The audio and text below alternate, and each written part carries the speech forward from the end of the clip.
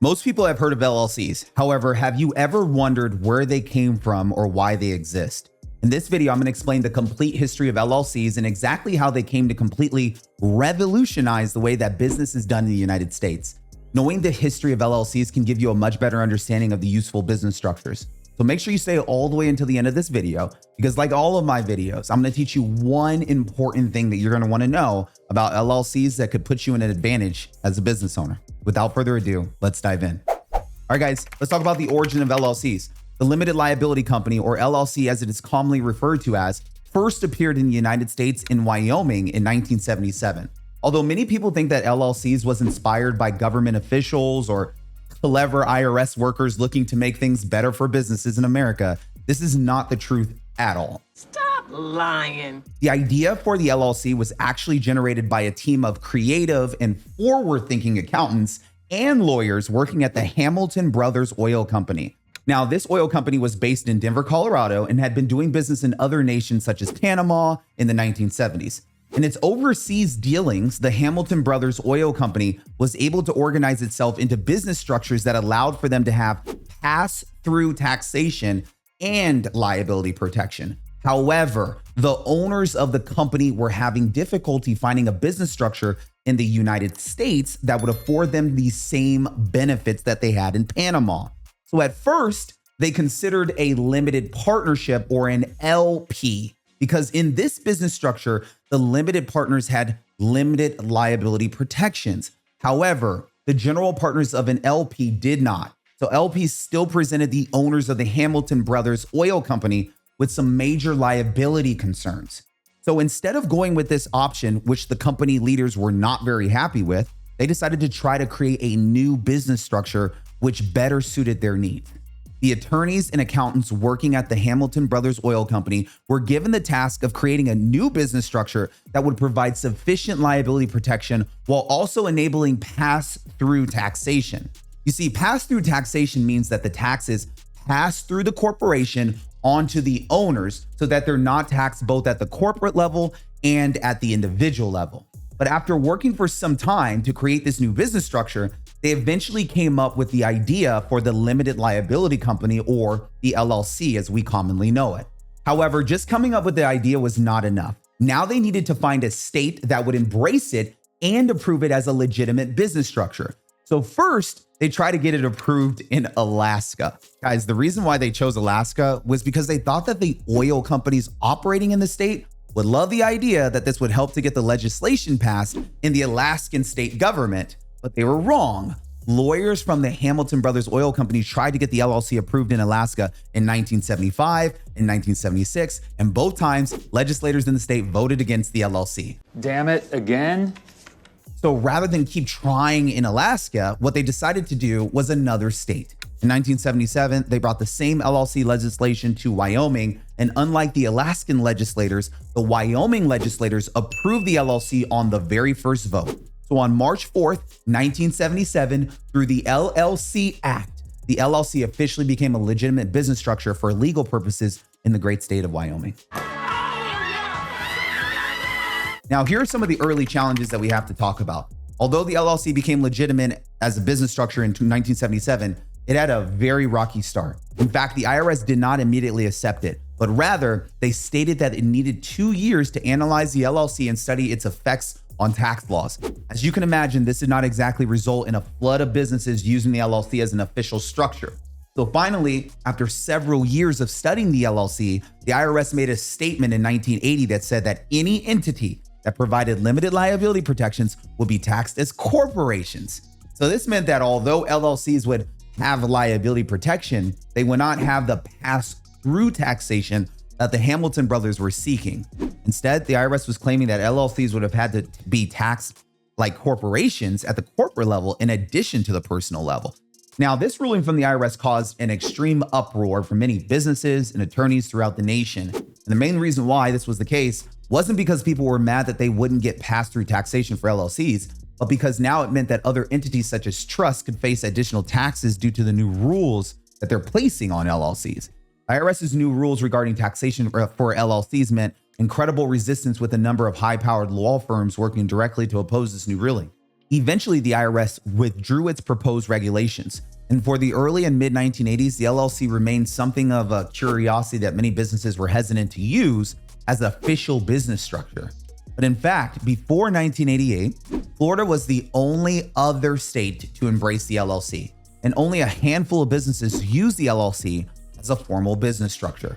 Even the Hamilton Brothers Oil Company, the company that created the LLC, was not able to use the LLC as a business structure during this period, primarily due to the ambiguity from the IRS. It's ridiculous. Stop.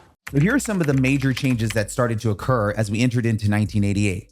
On September 2nd, 1988, the IRS made a landmark ruling that would set the stage for the large-scale adoption and popularization of the LLC. On this fateful day in the late 80s, the IRS ruled that LLCs would be taxed as partnerships and not as corporations, and afford limited liability protection to all LLC members. In doing this, the IRS helped to solidify the modern LLC, which provides limited liability protection and pass-through taxation. After it made this ruling in 1988, more states started to introduce legislation embracing the LLC. However, although the IRS ruling in 1988 made the major changes to the LLC that had a tremendous positive impact on LLCs, there were still a couple of kinks that had to be worked out for the LLC before it would really take off and dramatically increase in popularity as a business structure.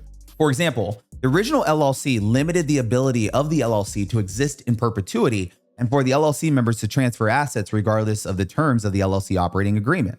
Both of these limitations created significant problems for businesses. Many attorneys in the nation quickly became aware of the problems that these LLC limitations would cause, and some started taking steps to try to get this ruling changed. Two attorneys who led the charge was Bob Kittengy and Barbara Spudis, who were both members of the American Bar Association Taxation Subcommittee. Kittengy and Spudis worked with a group of about 8 to 10 volunteers for roughly 2 years to try to create a new LLC act that could be easily used by all 50 states. Now, in order to prevent more ambiguity from the IRS, Kittengy and Spudis also personally met the IRS attorneys on a regular basis to try to find solutions that the IRS would approve of. But little by little, the work done by Kittengy and Spudis and other people making an effort to rework the LLC structures and legislation began to become successful. More and more states started adopting LLC legislation, and a lot of companies finally started to feel comfortable using LLCs as a business structure. By 1994, more than half of all states had passed LLC legislation. In this year, the IRS made another ruling for LLCs that was supportive of the work done by Kittengy, Spudis, and their associates. The combination of better LLC legislation along with clarity from the IRS resulted in all 50 states passing their own LLC legislation by 1996. This appeared in the era of the modern LLC, which is currently one of the most popular business structures used by entrepreneurs throughout the entire country. Guys, in fact, there are currently more than 21 million LLCs in America, and IRS statistics show that there have been a year-over-year increase in the number of domestic LLCs every single year since 2004. But let's talk about the need for LLCs. You see, LLCs enable business owners to dramatically reduce the financial risks associated with running their businesses while preventing them from having to experience double taxation like certain types of corporations have to. In other words, they allow business owners to experience some of the benefits of a corporation, such as liability protection, and some of the benefits of a partnership, such as pass-through taxation, without requiring the business to be either one of these things. Instead, the business gets to be something in the middle, which is advantageous to many business owners. The steady rise and strong popularity of LLCs in America since their inception is proof of their value. You see, LLCs give business owners the power to take risk with their businesses without having to feel so fearful of being sued all the time for all of the worth that they have. You see, without the double taxation, which can cause them financial harm, they get to grow their businesses and avoid some of that double taxation that corporations experience. LLCs are particularly popular amongst smaller businesses, startup companies who might not possess the resources of larger companies yet, or do not have the same compliance requirements that corporations have. Corporations typically have more intensive requirements, organizational documents, corporate formalities, and some examples of this are you are required to hold board meetings, shareholder meetings, create annual reports, and compliances for LLCs is just a little bit simpler. LLCs also have a little bit of a rap with Delaware. So I want to talk about how LLCs in Delaware all came to be. Since the 1990s, when the LLC first started to become popular in Delaware, Delaware had earned a reputation as being the best state to set up an LLC. There are a number of reasons why that is the case, but here are some of the most important reasons I want you to know. Number one, it has a simple filing process that makes it easy to set your LLC up and run it smoothly. Number two, it does not tax out-of-state income for foreign LLCs, which can help you to save more money on taxes. Number three, it has low franchise and filing fees, which is important if you're setting up your LLC or setting up multiple LLCs. And number four, it has a separate court just for business cases called the Chancery Court. The Chancery Court is probably one of the most notorious reasons why people set up LLCs in the state of Delaware. The Chancery Court is a particularly valuable benefit of setting up your LLC in Delaware. This is because this court is staffed with judges who are experts in business. Also, because the court is solely dedicated to business, the cases are tried faster and the issues are resolved quicker. In other states, business cases get lumped in with the rest of other civil cases, which can take years to sort out and figure out, and a lot of attorney fees. So the fact that business owners know that they can have any potential business lawsuits resolved significantly quicker and with a judge who is an expert in business law kind of makes Delaware a more appealing state to register their LLCs in. It doesn't mean that everyone should set up their LLC in Delaware. It's just the reason why most people choose to establish at least one entity in Delaware. You know, other states that are popular with registering LLCs include Wyoming, Alaska, South Dakota, Nevada, and Ohio. But let's talk about what you would need to do if you ever decided that it was time for you to set up an LLC. Because there are a lot of benefits that we covered in this video about LLCs, and the history was really what I wanted to tackle. But here are the steps that you will take if you would like to set up an LLC. Number one, choose a name. You will have to create a unique name for your business that is not already taken online or another business entity is already using in your state. So you'll have to do some research to make sure that your name is not already taken. Guys, you can visit the links below to set up an LLC with my team. The name does not necessarily have to be complicated or sophisticated. It can be very simple. It just needs to make sure that it represents your business. Number two, choose a registered agent. This is something that most people get confused on. Registered agent is a person or entity who will just receive all the formal legal paperwork on behalf of the LLC, such as subpoenas, lawsuits, legal documents. If your business will be operating in a different state other than the one you want to register your LLC in, and you can hire a company to serve as your registered agent, that's completely fine.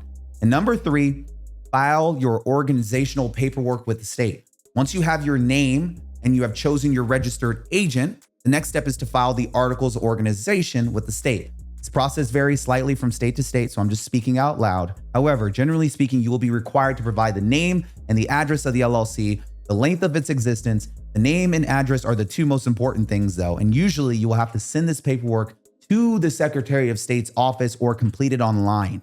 Now, number four is to create the LLC's operational agreement. This is the document that lays out the key aspects of who will own the LLC and how it will run. It can include things like the ownership percentage, voting rights, profit splits, buying each other out, buy-sell agreements. But you want to craft this document carefully, and typically you do this with an attorney.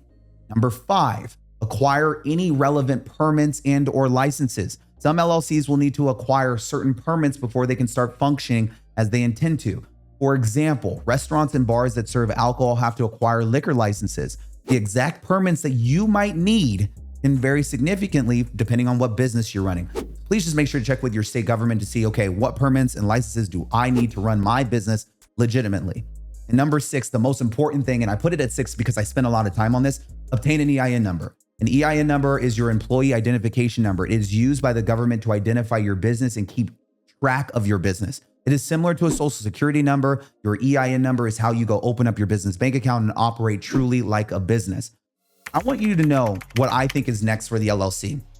Over the last 20 years, the LLC has cemented its status as one of the most popular business structures in America. However, even though the LLC is extremely popular now, many people wonder whether the LLC will stand the time and last through the ages as other business structures have. You see, corporations, for example, have been around in the Americas since the 1700s, like 1790s. Concerning the fact that they are still heavily used as business structures in the US, it means that corporations were able to serve as valuable business structures through many different historical periods. From the Industrial Revolution to the Digital Revolution, corporations have provided value over hundreds of years. But now that we can say for certain that the LLC will stand the test of time as well as corporations and certain other business structures have, that's a different conversation. I would argue that there is a very good chance that they're going to be here to stay. LLCs combine some of the best aspects of corporations with some of the best aspects of partnerships. This corporation partnership hybrid helps many business owners get the best of both worlds. So unless a business structure is created that acts as a better hybrid of a partnership and a corporation, it's likely that the LLC could remain extremely popular for like many decades or perhaps even many centuries. I mean, after all, it is fairly safe bet that many business owners will still want to limit their liability while avoiding double taxation as time goes on. Like, I don't see that going away. Well, we've reached the end of this video, guys. Congrats on making it all the way this far. Hopefully now you have a much better idea of understanding why LLCs came to be, why they're so important, how to set one up. Here's what I want you to walk away with from this video as always. The LLC first came into existence in Wyoming, 1977. That's the history lesson you're walking away with. It was created by lawmakers and accountants who worked for the Hamilton Brothers Oil Company. Initially, the IRS did not allow LLCs to be taxed as partnerships, but it eventually changed in 1988. By 1996, every state in America has passed its own LLC legislation, and there are currently over 21 million LLCs registered in the United States. So the bottom line for LLCs is that they were a brilliant idea that initially met resistance from the IRS, but eventually reached acceptance and large-scale adoption. Their ability to help businesses save money in taxes while protecting them from liabilities has proved to be extremely valuable. Now LLCs are one of the most popular business structures in America, guys. If you have any questions about LLCs or any other questions about your business structure, taxes, then feel free to get in touch with my team by scheduling a complimentary consultation by visiting the links below in the description. You can also find a link to my tax alchemy course in the description as well. This course, I teach you how to leverage the powerful real estate tax strategies within the code to reduce your tax bill. If you want to optimize your tax savings and take advantage of the same strategies that many of the wealthiest of Americans use, then this is something that you really do not want to miss out on. So please be sure to check out Tax Alchemy. That's all I have for today's video, guys. I hope you enjoyed the video. Thank you so much for watching. I'm going to see you on the next, you know what? I'm already seeing you there. I'm going to see you on the next video. I'll see you then. Cheers. Take care. Bye.